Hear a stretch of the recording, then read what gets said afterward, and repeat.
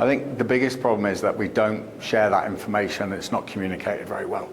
So, and a lot of the time it's communicated at a management level, but it's not communicated to the front line. As we all know, it's not the management people that get hurt on construction sites or in the process industry or manufacturing.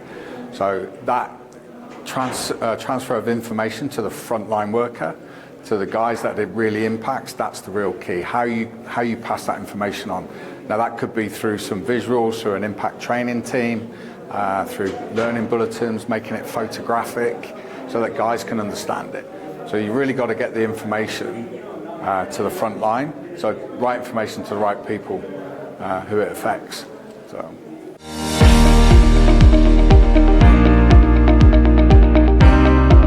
Yeah, we're well behind the times. We are starting to look into the use of AI and digital twins, etc. But I do think you still need people currently to go and put it right. There's a lot of technology out there that is great technology. The cost is quite prohibitive. That's one thing. So I think we need to make it more available. It's got to be a bit more economical.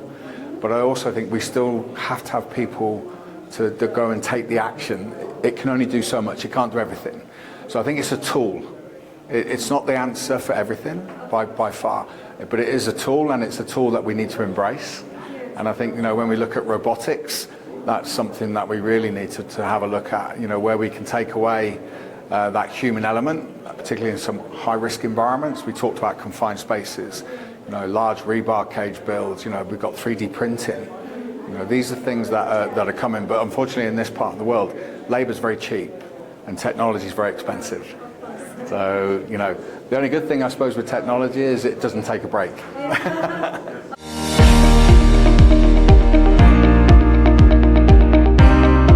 No, the event's good. I think these things are developing in Riyadh at the moment. It's still fairly early, and I went through the same when I was based in Dubai. Those early days of doing these events, they weren't maybe as well supported as you would think.